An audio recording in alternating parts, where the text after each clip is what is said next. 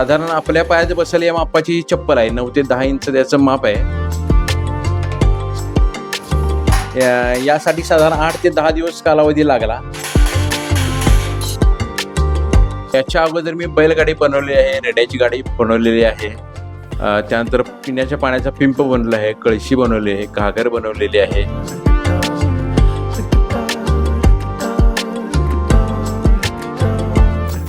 नमस्कार, मी दुर्वा दळवी तुमचं सगळ्यांचं स्वागत करते लोकमतमध्ये. सध्या आपण पाहतोय अधिक महिना चालू आहे आणि याच अधिक महिन्यामध्ये अशी परंपरा आहे की जावयांना वाण दिलं जातं. मग ते चांदीचं असतं आणि त्याचमुळे चांदी खरेदी ही अधिक प्रमाणात केली जाते. मात्र सोशल मीडियावरती आपण सध्या पाहतोय की सध्याच्या घडीत चांदी खरेदी करणं सर्वसामान्यांना परवडत नाही. मात्र कोल्हापूरमध्ये हौसेला मोल नाही याची पुन्हा एकदा प्रचिती आलेली आहे. याच्या आधी देखील अनेक कारागीर आहेत असे की ज्यांनी अनेक गोष्टी घडवलेल्या आहेत, अनेक वस्तू घडवलेल्या आहेत आणि आता पुन्हा एकदा कोल्हापुरातील एका कारागिराने चांदीची चप्पल तयार केलेली आहे. नेमकी ही चांदीची चप्पल कशा पद्धतीने घडवली, ही ऑर्डर कशी आली आणि त्यासाठी किती किलो चांदी लागली, या सगळ्याविषयी जाणून घेण्यासाठी मी आलेले आहे.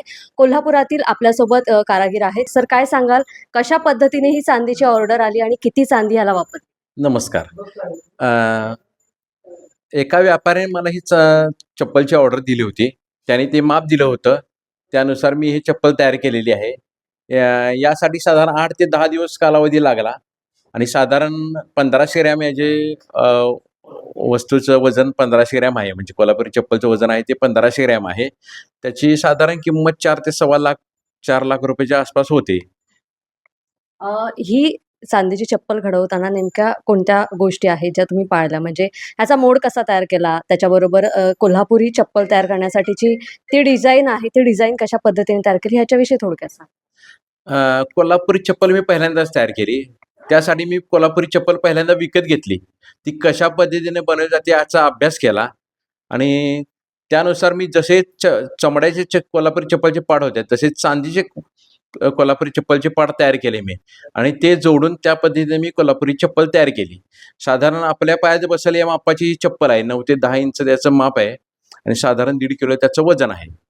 ह्या चप्पल बरोबरच अनेक गोष्टी अनेक वस्तू आहेत तुम्ही घडवल्यात, त्याच्याबद्दल थोडंसं आमच्या प्रेक्षकांना. याच्या अगोदर मी बैलगाडी बनवली आहे, रेड्याची गाडी बनवलेली आहे.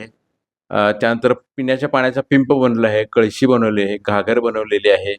वेगवेगळ्या प्रकारची मंदिरे बनवलेली आहेत, फेटा बनवलेला आहे. सध्या आपण पाहतोय की चांदीच्या किमतीमध्ये वाढ झालेली आहे, पण चांदीचे दरवाढ झालेले असताना देखील अशा पद्धतीने हौसेने चांदीचे दागिने घडवून घेणारे अनेक कोल्हापूरमध्ये कोल्हापूरकर आहेत. त्यांच्याबद्दल काय सांगाल? म्हणजे आत्ता कोणती ऑर्डर आलेली आहे का, आणखीन कोणत्या ऑर्डर्स आलेल्या आहेत का, म्हणजे एवढी दरवाढ झालेली असताना देखील? दरवाढ झाली ही गोष्ट खरी आहे, पण शेवटी हौसेला मोल नाही म्हणतात ते खरंच आहे. याची प्रचिती मला झाली, कारण या भावात सुद्धा कोल्हापुरी चप्पल इतक्या मोठ्या वजनाचं लोक खरेदी करतात, म्हणजे याला हौसेला मोल नाही असंच म्हणावं लागेल.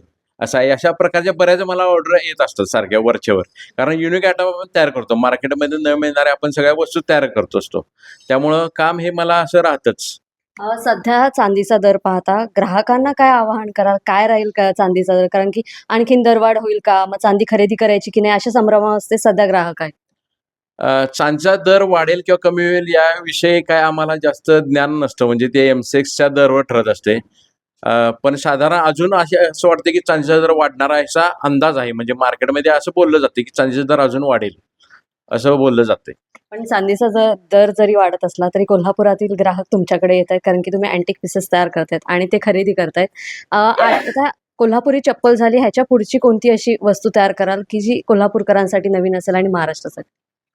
जशा ज्याप्रमाणे ऑर्डर येतात त्याप्रमाणे आपण वस्तू तयार करत असतोय.